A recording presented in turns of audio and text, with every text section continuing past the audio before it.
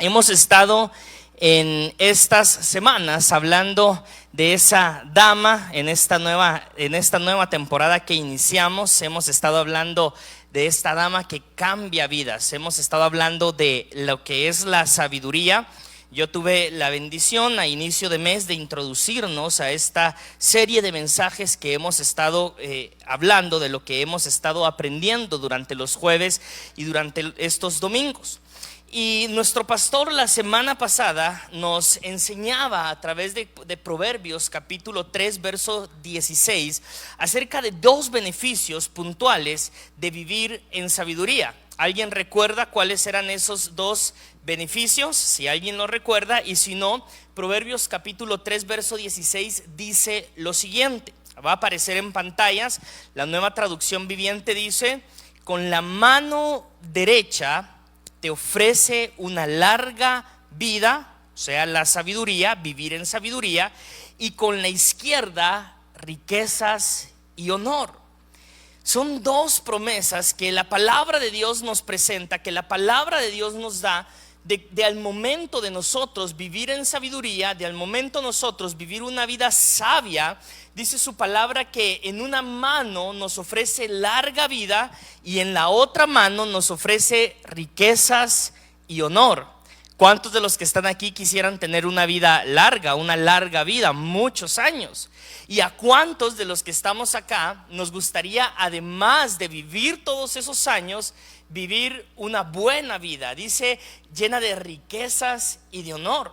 Yo creo que es el sueño de todos los que estamos en este lugar. Poder llegar a viejitos, poder llegar a una edad avanzada y no tener que preocuparnos por las cuentas que hay que pagar, y no tener que preocuparnos por los gastos que se tienen que hacer, porque nuestra vida está cubierta a través de la provisión de Dios. Creo que es el anhelo de todos los que estamos en este lugar.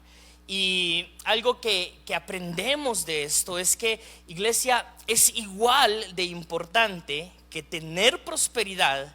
Además de tener esa prosperidad, igual de importante es poder tener con quien disfrutar esa prosperidad. Porque ¿de qué serviría nosotros llegar, no sé, 85, 90 años y estar completamente solos? Nosotros recién venía de un almuerzo de un tío de mi esposa que hoy está celebrando 88 años de vida. Y fuimos al almuerzo, pero algo que me impresionó mucho, primero, es que toda su familia estaba en ese lugar. Sus hijos le dieron algunas palabras, su familia expresaron palabras de agradecimiento por la vida de esta persona. Pero además de su familia, él es un médico, de hecho muy reconocido en Guatemala. Pero además de su familia, además de sus hijos, además de quienes forman parte de su círculo familiar, también invitó a sus amigos con los que estudió en la universidad, con los que se graduó de médico, y estaban ahí todos de edades muy parecidas, de 80 años para arriba, celebrando la vida de su amigo. Y yo pensaba, ese debería de ser el propósito, el objetivo de cada uno de nosotros: poder llegar a una edad avanzada como Proverbios 3:16 enseña, pero tener con quién disfrutar de las bendiciones que Dios nos da. Por eso está en pantallas: es igual de importante la prosperidad que tener con quién compartir esa prosperidad. Y yo veía a los amigos de este tío dar palabras, algunos de ellos con lágrimas en sus ojos, porque quizás a lo mejor saben que están en sus últimos años. Pero pensaba esto en mi corazón: debe de ser el objetivo de nosotros, construir relaciones significativas de tal manera que nosotros no solamente lleguemos a una edad avanzada viviendo en sabiduría, siendo prósperos delante de Dios, sino que también, iglesia, nosotros tengamos con quien compartir esa bendición. Y el mensaje de hoy precisamente lleva este título: la sabiduría y sus relaciones, porque ya aprendimos, lo vimos en Proverbios 3:16, la sabiduría, vivir una vida sabia, nos ofrece en la mano derecha, nos dice que nosotros tendremos una larga vida, y en la otra mano nos enseña y nos dice que además de esa larga vida, nosotros también tendremos riqueza y honor. Ahora, el asunto es que para tener larga vida, que para tener riqueza y honor, nosotros necesitamos ser cada vez más sabios, necesitamos desarrollarnos en sabiduría. Y el día jueves y algunos servicios atrás aprendíamos que el principio de la sabiduría, que en donde la sabiduría inicia, es a través de el temor al Señor. Mientras yo más cerca esté de Dios, mientras yo más me someto a su voluntad, mientras yo más cerca estoy de su presencia, voy a ser una persona más sabia, porque el principio es este: mientras yo más temo a Dios, mientras más me relaciono con Él, mientras más lo tomo en cuenta en mis decisiones, mientras más converso con Él acerca de mis planes, mientras más converso con Él acerca de mis debilidades, mientras más le permito al Señor obrar en mi vida, yo voy a ser una persona más sabia, porque el temor a Dios produce como resultado una vida en sabiduría. Y esa vida en sabiduría lo que nos enseña es que no solamente seremos prósperos de manera integral, sino que además de esa prosperidad en todas las áreas de nuestra vida, nosotros tendremos con quien compartir acerca de esa prosperidad. Y yo reflexionaba y pensaba en esto mientras me preparaba para esta tarde, y pensaba justamente en las relaciones que nosotros podemos tener. Tenemos normalmente nuestra relación con Dios, que eso requiere también de sabiduría, la forma en la que nosotros dedicamos nuestro tiempo al Señor, la forma en la que nosotros dedicamos nuestra vida a Dios, necesita de sabiduría.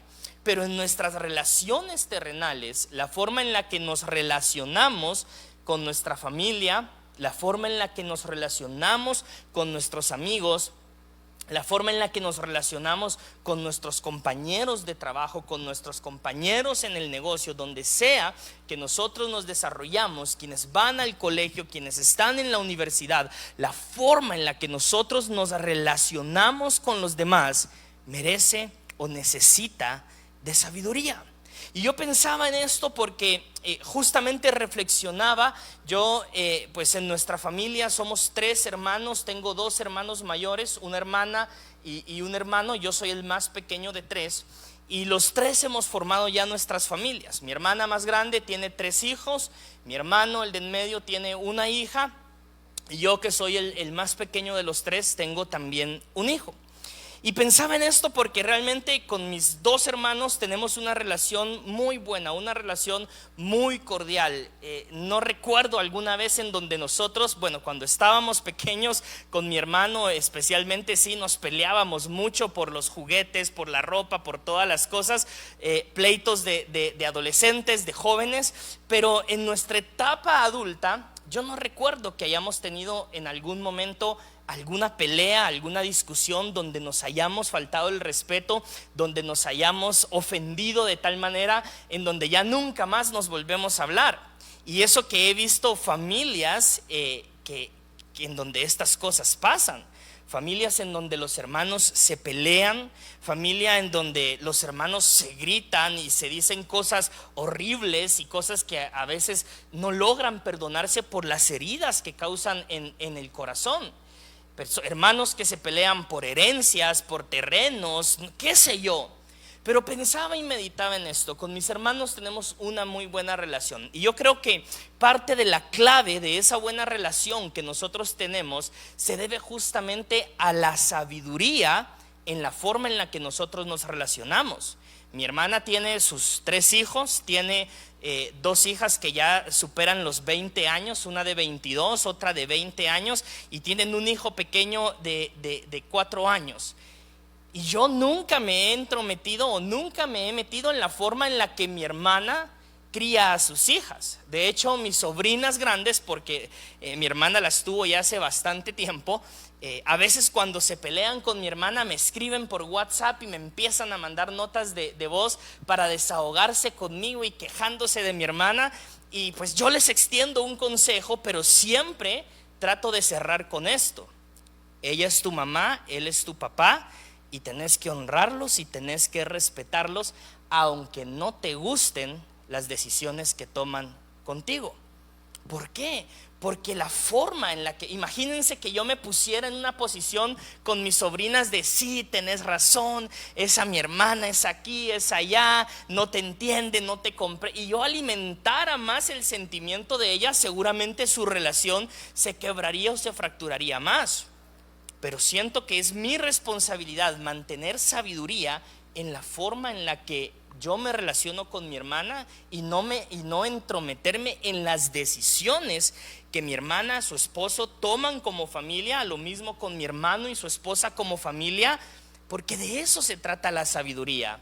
Nuestro pastor decía hoy en la mañana, y creo que es un principio que nosotros tenemos que aplicar en nuestra vida, y es que, iglesia, en donde no nos pidan un consejo, no tenemos que darlo.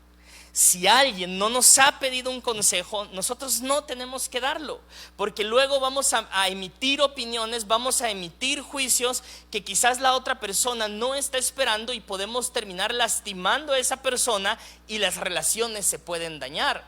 Entonces nosotros tenemos que ser muy sabios en la forma en la que nos relacionamos en todos los niveles, con todas las personas. La forma en que nos relacionamos con nuestros padres, la forma en la que nos relacionamos con nuestros hermanos, con nuestros amigos, requieren de sabiduría en nuestras vidas. Ahora, hay algunos principios en donde quiero enfocarnos esta tarde, casi noche. Y el primero de ellos es que, además de tener una buena relación, además de relacionarnos de la forma correcta, la sabiduría nos exhorta a algo importante en las relaciones que nosotros desarrollamos. Y el principio número 1 de los 3 principios que quiero compartir con ustedes esta tarde es que la sabiduría nos exhorta, iglesia, a ser generosos, y nos muestra la recompensa. Si usted está tomando nota, está ahí en pantalla. La sabiduría nos exhorta a ser generosos y nos muestra la recompensa. Proverbios capítulo 11, verso 25, dice la palabra de Dios: el generoso, ¿qué dice, iglesia? Prosperará, y el que reanima a otros será reanimado. La Reina Valera del 60 no va a aparecer en pantallas, pero la Reina Valera del 60 dice así: el alma generosa será prosperada, y el que saciare, él también será saciado. Ahora, yo quiero, si dejamos el versículo en pantallas, yo quiero que usted vea el principio, porque el principio podría ser al revés. El principio podría decir: el que prospera debe de ser generoso. Porque a veces pensamos o creemos que para ser generosos primero necesitamos tener riqueza. A veces tenemos el concepto equivocado que para poder ser de bendición para otras personas, que para poder darle a otras personas, primero necesitamos tener prosperidad. Y la Biblia enseña todo lo contrario. La Biblia lo que enseña es que el que es generoso va a prosperar. Eso quiere decir que yo no necesito tener muchas riquezas. Eso quiere decir que yo no necesito ser una persona con mucho dinero para poder ser generoso. Porque la promesa es que si yo soy generoso con lo que hoy tengo, yo voy a prosperar. La promesa es que si con lo que Dios me ha confiado hoy, en este momento, yo soy generoso, entonces voy a prosperar. La Biblia no dice el que es próspero que sea generoso, porque eso quizás nos quitaría, nos eximiría de alguna responsabilidad. Si la Biblia dijera el que tiene mucha riqueza debe de ser generoso, eso nos quitaría la responsabilidad de nosotros practicar la generosidad en nuestras relaciones. Pero el principio es este: el que es generoso en lo poco que pueda tener o en lo mucho que pueda tener, el que es generoso, dice la palabra, va a prosperar. No está preguntando cuánto tienes, no está preguntando cuál es la cifra numérica que tienes en tu cuenta bancaria. No está preguntando eso. Está diciendo que para nosotros, aquellos que creemos en Cristo, aquellos que creemos en Dios, la sabiduría nos exhorta, nos llama a la generosidad, y la promesa de Dios es que los que son generosos, los que somos generosos, vamos a prosperar. Esa es la promesa de Dios. El problema, iglesia, es que a veces nosotros pensamos o asociamos la generosidad con dinero. Y creemos que para poder ser generosos, que creemos que nosotros para poder dar necesitamos tener mucha riqueza. Pero la exhortación de Dios, y va a aparecer en pantallas, pero la exhortación de Dios es que nosotros podamos manifestar la generosidad a través de nuestras acciones. Porque la generosidad es eso, iglesia. La generosidad es el amor manifestado con acciones. Ahora, yo quiero ser muy honesto en esta parte. Quiero ser que nosotros podamos analizar mucho en esta parte del mensaje, porque va a ser la clave para los otros dos principios. El asunto, iglesia, es que a veces podemos dejar la generosidad a algún lado por muchas situaciones, por muchos factores. Algunos quizás pueden no estar siendo generosos por avaricia. Otros quizás pueden no estar siendo generosos porque a lo mejor tuvieron una infancia muy dura, una infancia en mucha escasez, que ahora que tienen viven con el temor de perder aquello que han alcanzado. Y los factores por los que podemos dejar de ser generosos, iglesia, pueden ser muchos. Pero el principio que hoy estamos aprendiendo es que la generosidad es el amor manifestado con acciones. Y yo se lo he compartido en algún momento. Para quienes conocen a mi esposa, yo siempre cuando hablo de abundancia, de generosidad, la pongo a ella como ejemplo, porque su nivel de generosidad siempre supera el mío.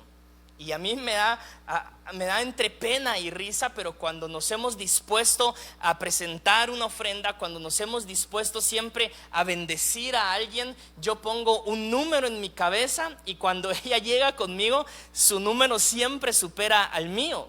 Cuando vamos a bendecir a una persona, a lo mejor yo pongo un número en mi cabeza, y lo que ella piensa siempre supera el mío.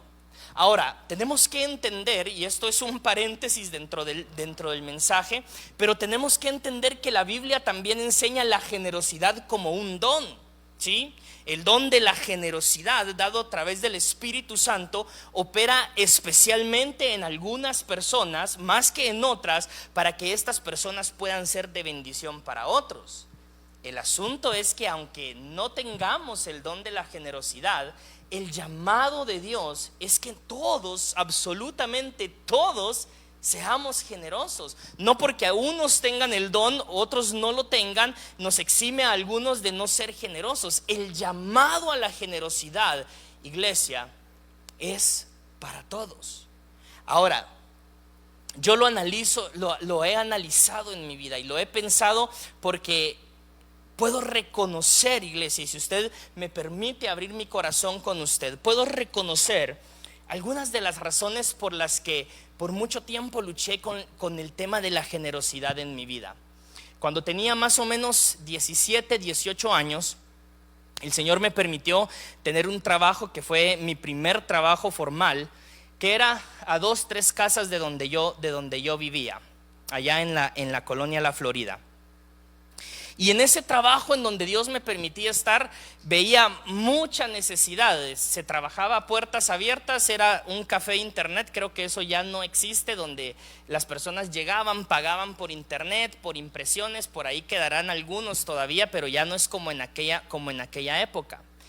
Y yo recuerdo que estaba en mis primeros años, en mi primer amor con el Señor. Recuerdo que quería hacer mucho por el Señor, quería predicar en todos lados, quería ir a todo lugar, quería ayudar a todas las personas.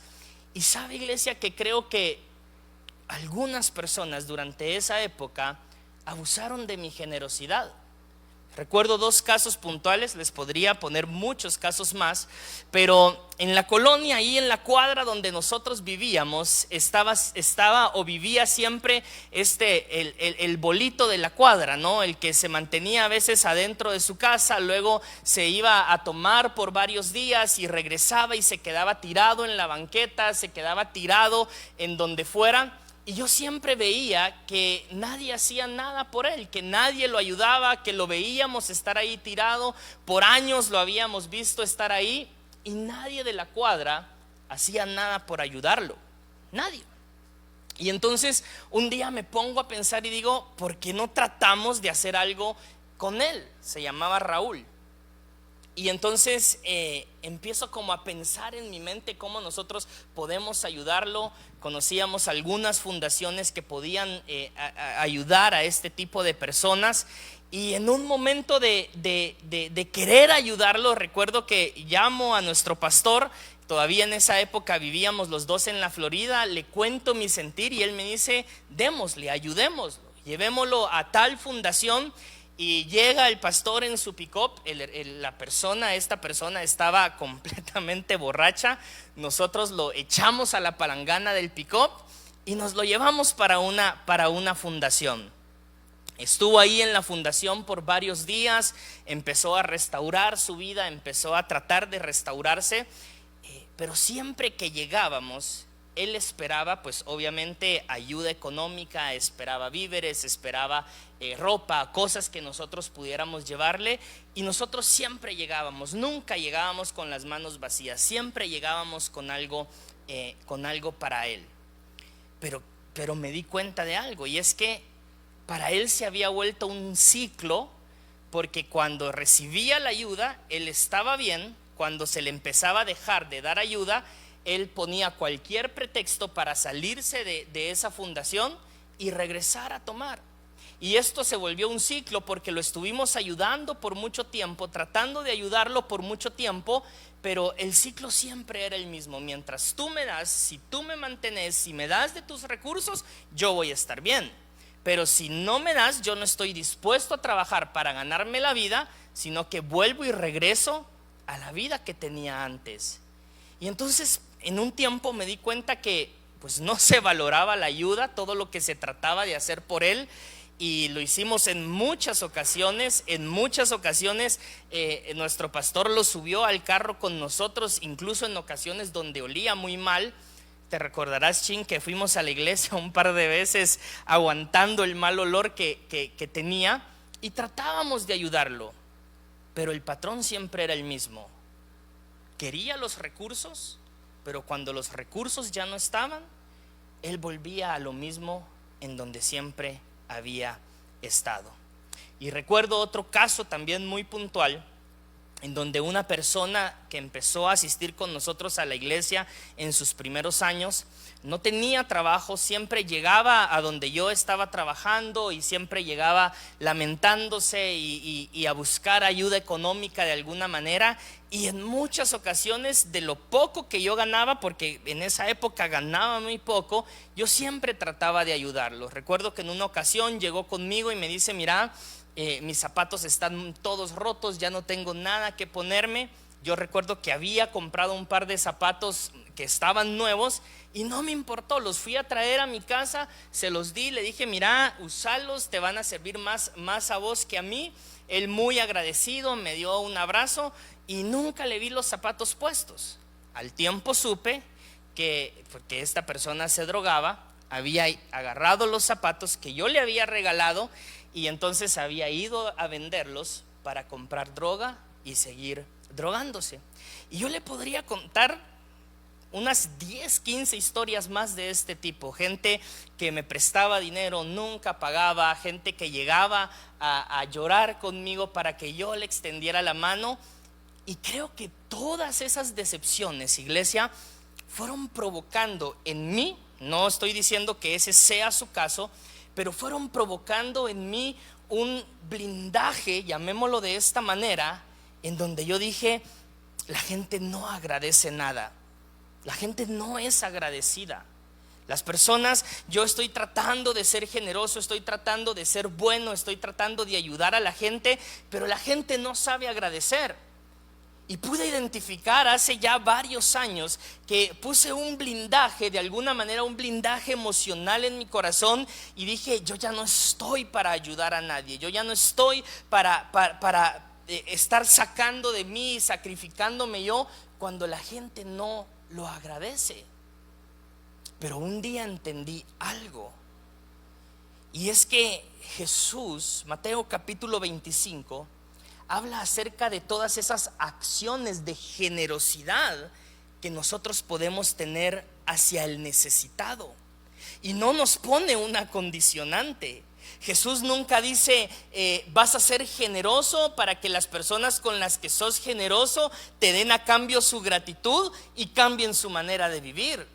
Jesús nunca dice: vas a ser generoso con las demás personas para que las demás personas sean agradecidas contigo y en esa gratitud transformen su manera de vivir.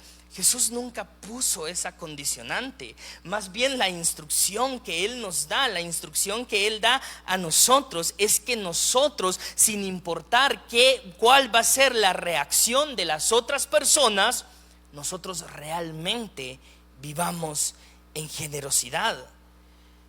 Primera carta de Juan, capítulo 3, verso 16 al 18 enseña lo siguiente, y dice la palabra de Dios lo siguiente: conocemos lo que es el amor verdadero, porque Jesús entregó su vida por nosotros, de manera que nosotros también tenemos que dar la vida por nuestros hermanos. Dice esa última frase, esa última parte, dice: de manera que nosotros también tenemos que dar la vida por nuestros hermanos. Ahora, iglesia, nuestro pastor lo decía hoy en la mañana, a veces no queremos ni darle jalón a las personas, a veces no queremos ni ayudar en las mínimas cosas a las personas, porque cuando se nos mueve nuestra comodidad, cuando se nos quita nuestra comodidad y se ve afectada, nosotros ya no estamos dispuestos a ayudar a los demás. Ahora, lo que la Biblia enseña, lo que la Escritura enseña, es que así como Jesús entregó su vida por cada uno de nosotros, de esa misma manera, dice Juan, nosotros tenemos que estar dispuestos a dar nuestra vida por nuestros hermanos. Porque imagínese usted, y esto fue algo que marcó mi corazón hace algunos años, porque yo tenía este sentir en mi corazón de no ayudar a las personas, había cerrado mi corazón, pero un día alguien me enseñó esto y me dijo: si Jesús hubiese puesto una condicionante a su salvación, a su perdón, ninguno de los que estamos aquí tendríamos acceso a su gracia. Si Jesús hubiera dicho: ok, muero por ellos, muero por los pecadores, pero a la primera que me fallen, a la primera que se equivoquen, la salvación es eliminada, es anulada y nadie tendrá acceso al Padre. Hermanos, ninguno de los que estamos acá estuviésemos en este lugar. Si Jesús nos hubiese condicionado de esa manera, ninguno de los que estamos en este lugar estaríamos hoy sentados acá. Pero Él extiende su favor, su misericordia sobre nosotros, a pesar de nosotros, a pesar de nuestros pecados, a pesar de que muchas veces nosotros no sabemos agradecer lo que Él ha hecho en nuestras vidas. Y hay una parábola en Lucas capítulo 12 verso 15, va a aparecer en pantalla. Yo ya la he compartido en algún momento, que a mí realmente me me hace reflexionar mi vida cristiana. Porque dice la palabra de Dios, Lucas capítulo 12, verso 15 en adelante. Este es Jesús hablando y dice lo siguiente: y luego dijo, tengan cuidado con toda clase de avaricia. La avaricia, iglesia, la definimos como ese deseo desmedido de querer tener cosas y de hacer lo que sea necesario, no importando qué sea lo que hagamos para poder obtenerlas. La avaricia es un deseo desmedido, que puede ser ese deseo desmedido por dinero, por cosas terrenales, por cosas materiales. Y Jesús dice eso, comienza esta parábola diciendo: tengan cuidado con toda clase de avaricia.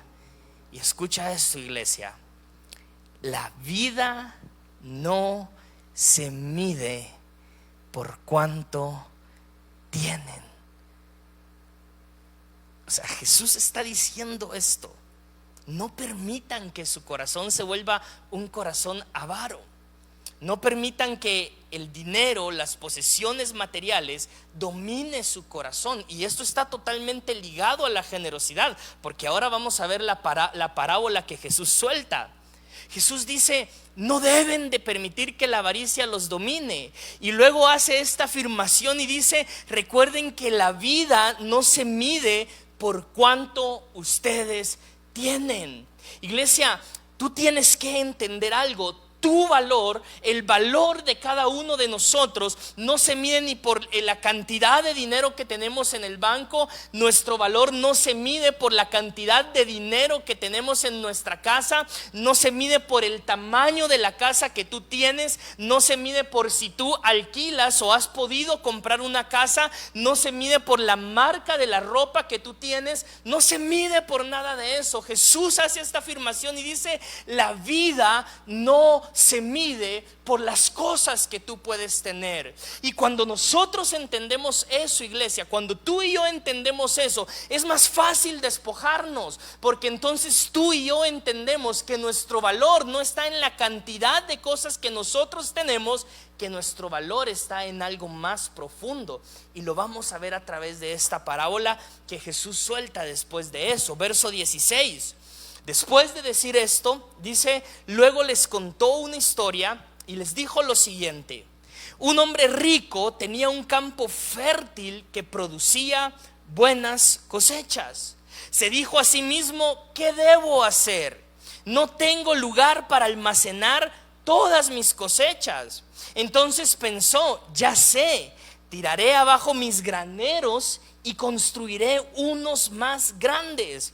Así tendré lugar suficiente para almacenar todo mi trigo y mis otros bienes, y luego me pondré cómodo y me diré a mí mismo: amigo mío, tienes almacenado para muchos años. Relájate, come y bebe y diviértete. Vea usted el pensamiento de este hombre rico. Y sepa usted que para el contexto en el que está siendo escrito esto, ser una persona rica realmente implicaba tener un nivel de posesiones económicas, de posesiones materiales que estaba muy por encima del promedio de las personas.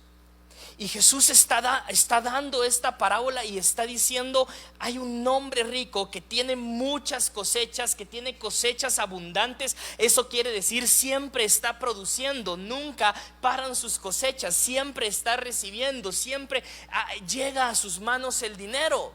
Y entonces este hombre rico, que es una historia, que es una parábola, se hace esta pregunta y dice: ¿qué haré? Es la pregunta que se hace. ¿Qué debo de hacer con todas estas cosas que tengo?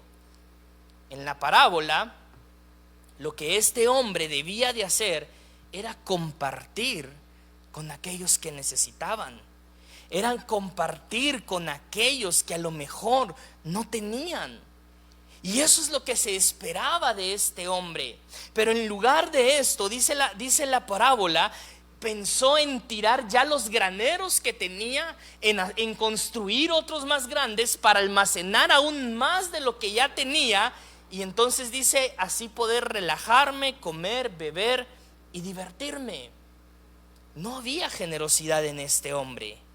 Pero lo que a mí siempre me ha golpeado en esta parábola no es que el hombre quiera tener más, no es que el hombre quiera tener de manera desmedida, porque Jesús, porque Dios no está castigando el hecho de que nosotros seamos personas prósperas. De hecho, el principio con el que iniciamos este mensaje es que si nosotros somos sabios, en una mano, en nuestra mano derecha tendremos larga vida, y en nuestra mano izquierda tendremos riquezas y honor. Lo que Dios va a condenar, y lo vamos a leer ahora, no es que el hombre tenga muchas cosas, no es que el hombre tenga muchas riquezas, no es que el hombre tenga muchas posesiones. Lo que Dios va a condenar es que este hombre no está dispuesto a compartir y ser generoso con sus familiares, con sus amigos, con quien sea que lo rodee. Y vea usted lo que le dice en el verso 20. Después de que el hombre dice esto, Dios le responde. Pero Dios le dijo, verso 20: necio, vas a morir esta misma noche, ¿y quién se quedará con todo aquello por lo que has trabajado? Al parecer este hombre había trabajado muchos años, al parecer este hombre había trabajado por mucho tiempo, y quizás no tenía ni un solo familiar. Y dice el verso 21: así es el que almacena riquezas terrenales, pero no es rico en su relación con Dios, es un necio. Si nosotros, iglesia, no estamos siendo personas generosas, si nosotros no estamos siendo personas que disponen en su presupuesto, en su planificación, la generosidad, estamos siendo personas necias. Si nosotros no somos personas que la necesidad de otras personas nos mueven a la misericordia y a la generosidad, estamos siendo personas necias. Estamos siendo personas que no estamos reflejando realmente el amor de Dios. Y a mí fue algo, como yo le compartía hace unos momentos, que me costó mucho vencer. Todavía en mis primeros años de matrimonio con mi esposa, a mí me generaba cierta incomodidad, porque mi esposa es de las personas que todas las semanas llega con una nueva necesidad de alguien más. Ya supo que tal persona está atravesando esta necesidad, ya supo que tal persona está atravesando esta enfermedad, ya supo que tal persona necesita esto, y es constantemente el ayudemos.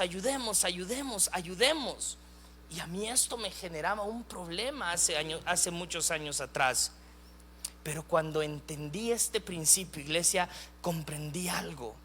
Y es que de la misma forma en la que yo he recibido la gracia de Dios, es la misma manera en la que yo debo de transmitir su gracia a las personas que me rodean. Y una de las formas, una de las maneras en las que yo transmito la gracia de Dios es a través de suplir las necesidades de otros. Si usted lee el Nuevo Testamento, se va a dar cuenta que Jesús, a donde iba, no solamente cubría las necesidades físicas, no solamente cubría las necesidades de salud que la mayoría de las personas tenían, porque un gran porcentaje de las personas buscaban a Jesús para buscar sanidad de una enfermedad. Algunos otros quizás buscaban una necesidad relacionada a lo espiritual, personas endemoniadas, personas hambrientas, personas que necesitaban un milagro, eran las que buscaban a Jesús.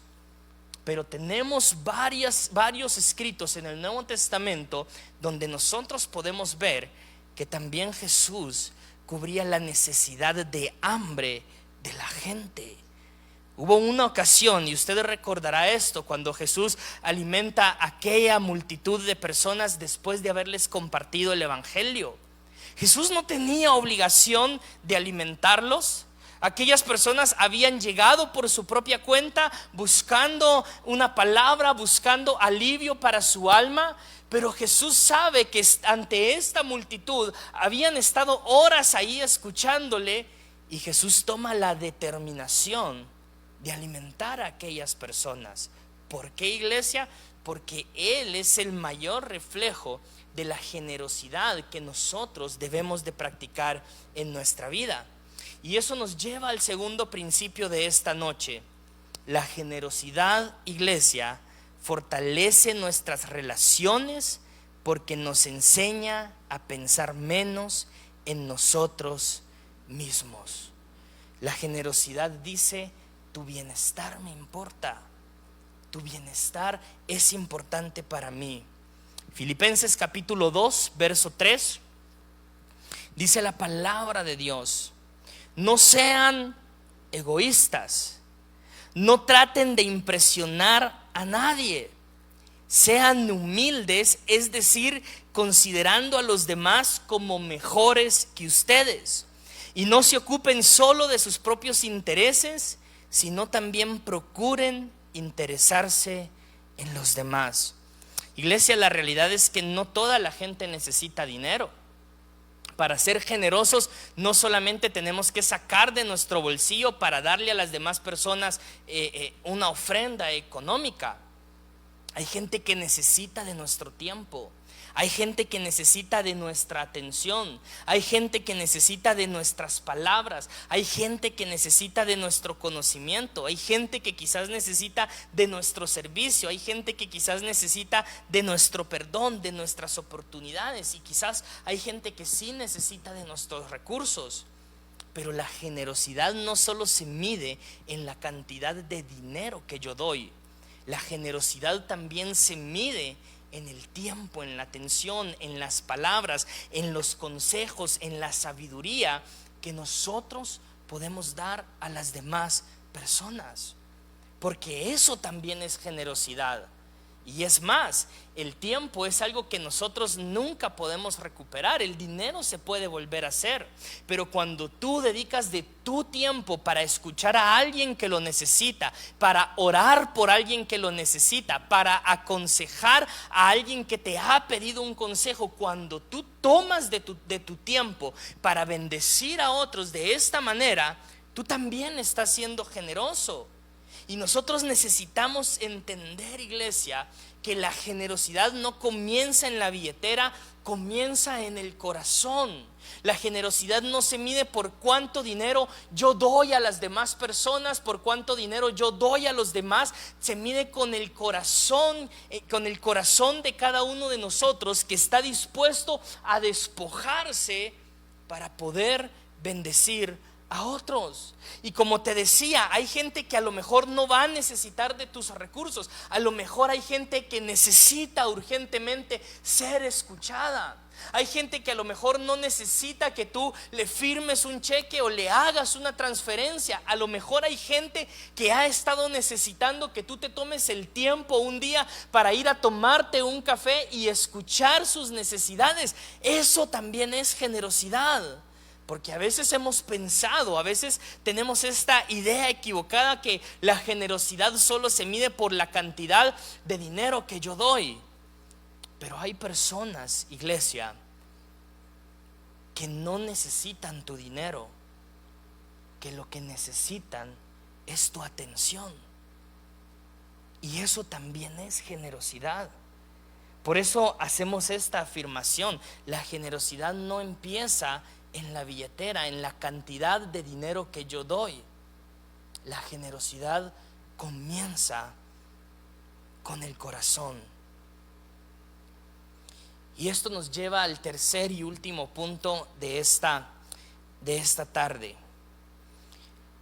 La generosidad produce, iglesia, reciprocidad y crea una cultura de bendición.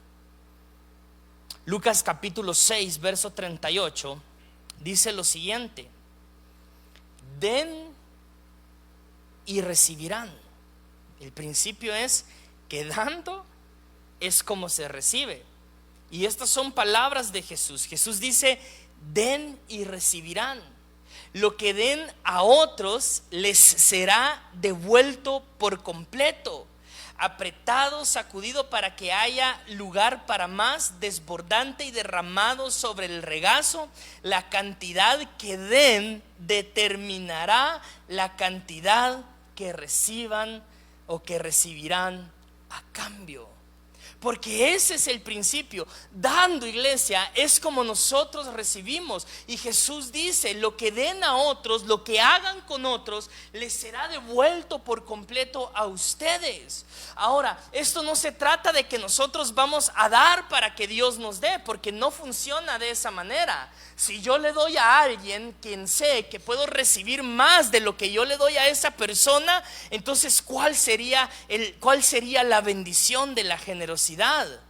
Pero el principio es este: dando es como nosotros recibimos.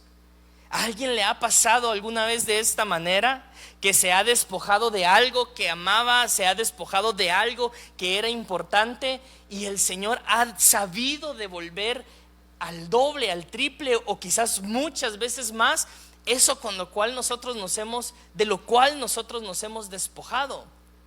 Porque el principio bíblico es este: la generosidad produce reciprocidad. Si yo soy generoso, estoy sembrando generosidad, voy a cosechar generosidad. Y quizás no de la misma persona a la que yo estoy bendiciendo, pero Dios se encargará de recompensar esa generosidad que nace de nuestro corazón, que nace de un corazón sincero.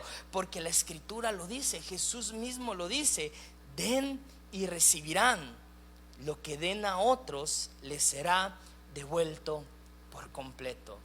Yo recuerdo hace muchos años atrás, tuve la bendición de poder comprar quizás mi primer reloj, y ni siquiera les diría un reloj lujoso, pero era el primer reloj bonito que yo compraba con el esfuerzo de mi trabajo, el primer reloj que tuve la oportunidad de comprar.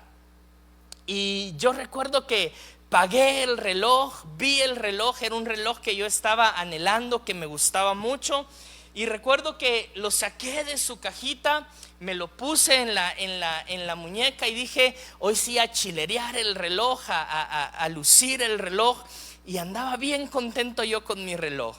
Y recuerdo que entrando a la iglesia, fue hace ya muchos años, entrando a la iglesia, el Espíritu Santo, de esas ocasiones donde habla a la vida de uno y uno no puede ignorar su voz, me muestra a una persona y me dice: vas y le regalás ese reloj. Y yo dije: no, ¿cómo va a ser? Acabo de comprar mi reloj y todo lo que me costó y el esfuerzo con el que lo he comprado. Recuerdo que me puse a adorar y cerré mis ojos, levanté mis manos, creo que hasta me arrodillé para ya no ver a la persona a la que Dios me había enviado a darle el reloj, y doblé mis rodillas y ni quería voltear a ver a la persona. Y cada vez que lo miraba, el Espíritu Santo vas y bendecís a esta persona con el reloj que te compraste. Y yo me hice loco, pasó el servicio, yo no quería darlo porque lo acababa de comprar, porque me había costado, y a mí me parecía que era injusto dar mi reloj. Y el Espíritu Santo estaba ahí en mi corazón: vas y le das el reloj a esa persona. Hermanos, ¿para qué le hago larga la historia? Ese día no se lo di. Me fui a mi casa, porque ¿para qué me las voy a llevar de espiritual? Me fui a la casa y ¿sabe algo? No tuve contentamiento con el reloj. Me lo llevé a la oficina el siguiente día, y yo lo miraba el reloj y pensaba en la otra persona, y yo le decía: Dios mío, pero ¿y qué me está pasando? Pasaron los días, todavía nos congregábamos día miércoles, creo. Regreso a la iglesia, miro a la persona y yo digo: pero ¿y por qué vino al servicio esta persona? No hubiera venido hoy al servicio. Y lo miro, y el Espíritu Santo: dale el reloj a esta persona. Y no se lo volví a dar. Me fui para la casa y me seguía resistiendo. El siguiente domingo vuelvo a la iglesia, miro a esta persona y otra vez el Espíritu Santo: ya dale el reloj. ¿qué estás esperando? Y no le puedo decir que fue una actitud de alegría, de emoción. Me quité el reloj, lo abrí, me lo quité, fui con esta persona y le dije: hermano, traté de sonar espiritual, pero por dentro me estaba muriendo y estaba enojado. Y le digo: hermano, el Señor ha puesto en mi corazón bendecirte con este reloj. Y me lo quito, se lo entrego. Y hermanos, aquel hermano empieza a llorar, pero a llorar. Y me dice: ¿sabes? Me dice, nunca había podido tener un reloj bonito, nunca me lo había podido comprar. Y yo estaba pidiéndole a Dios por mucho tiempo. Yo miraba que otros amigos tenían sus relojes bonitos y yo le pedía al Señor un reloj bonito, pero él lloraba por el reloj y yo también por dentro quería llorar por mi reloj, pero decidí darle el reloj. Y hermanos, no le estoy mintiendo, eso fue domingo, no le estoy mintiendo. Yo se lo di empezando el servicio porque yo ya no podía más. Yo dije: un servicio más no aguanto, con el Espíritu Santo hablando a mi corazón y yo haciéndome loco. Se lo di al principio del servicio, el hermano se lo puso de una vez y mientras adoraba yo volteaba a ver sus manos, mi reloj, y decía: Dios mío, mi reloj. Hermano, no le estoy mintiendo. Terminando el servicio, el mismo domingo, terminando el servicio, se acercan unos hermanos muy prósperos, no están ahora ya en la iglesia, con una cajita. Y me dicen: mira, sentimos de parte de Dios darte esto. Y me entregan la cajita.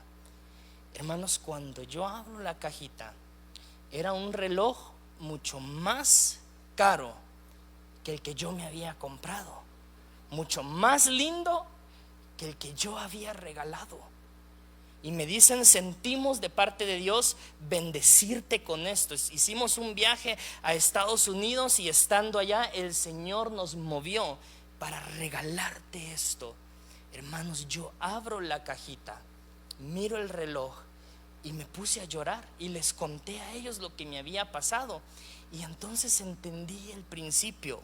Porque nosotros no debemos de dar por lo que nosotros podemos recibir, porque entonces ¿cuál sería la recompensa? Si yo solamente le doy a aquellas personas de las cuales yo sé que puedo obtener un beneficio económico, entonces ¿cuál sería la recompensa?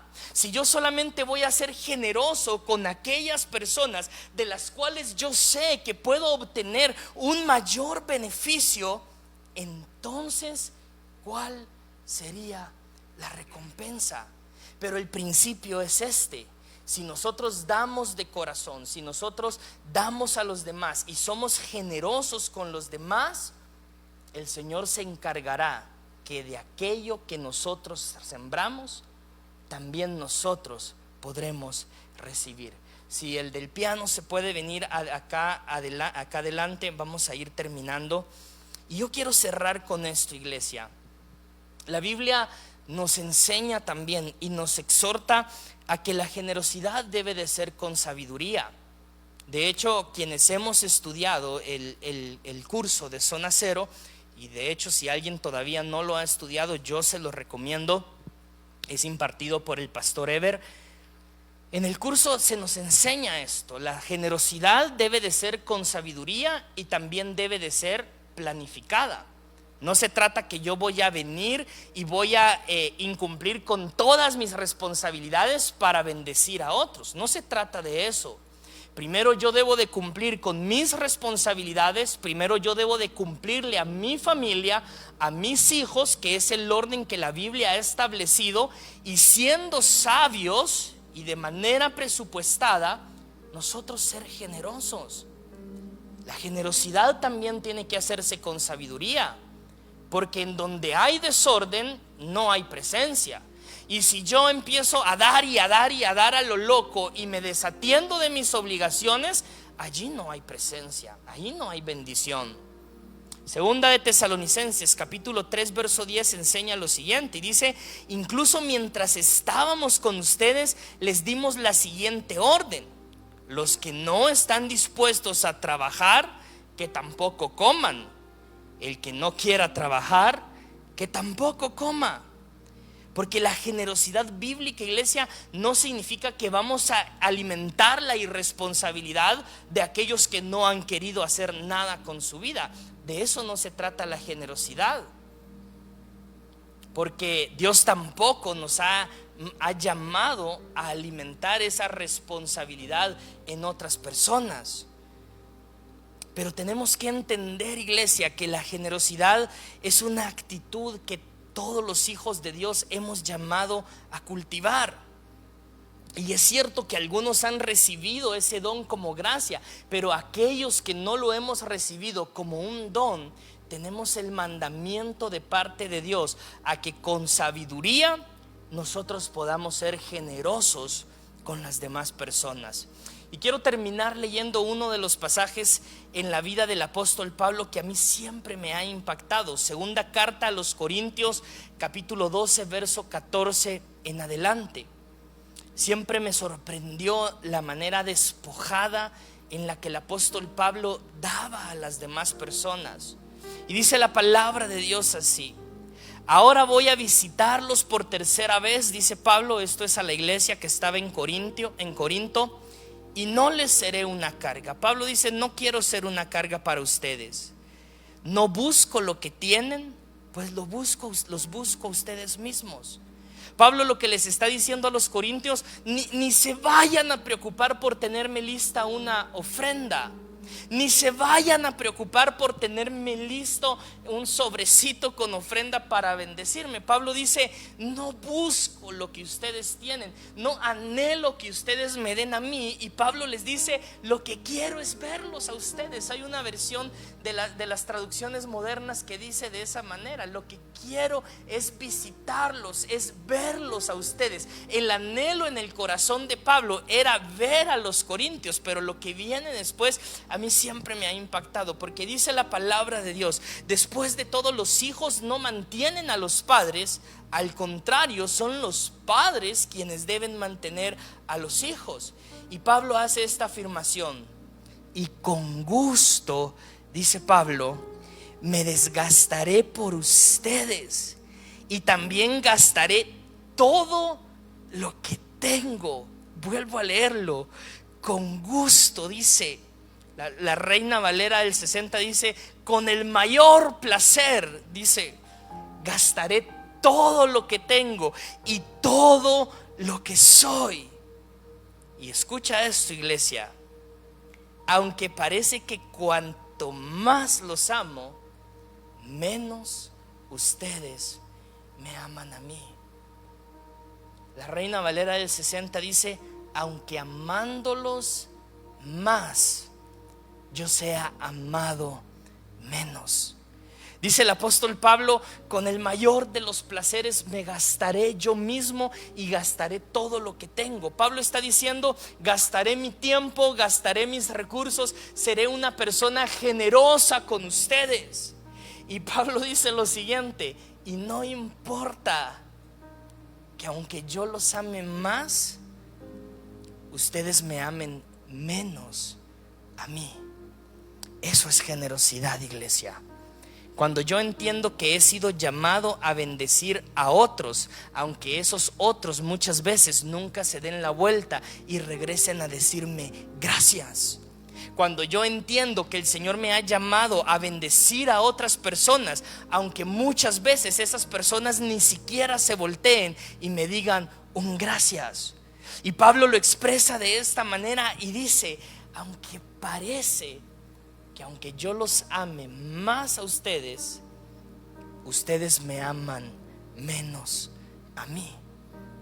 Y entonces entendí y comprendí esto: la sabiduría es la que nos mueve a nosotros ser generosos, a invertir, como dice Pablo, nuestro tiempo y nuestros recursos de manera desinteresada, aún sabiendo que habrá gente que no regresará a agradecer el tiempo que nosotros dedicamos, los recursos que nosotros invertimos, las horas que nosotros dimos. Va a haber gente que nunca va a regresar a agradecer. Ahora, el motivo de tu generosidad, iglesia, no debe de ser movido por la gratitud que otras personas tengan para contigo. Porque Pablo lo expresa de esta manera: aunque amándolos más, aunque yo los ame más y parezca que ustedes me amen menos a mí, dice Pablo, con el mayor de los placeres me voy a gastar yo mismo y voy a gastar mis recursos, porque es lo que Dios me ha llamado a hacer.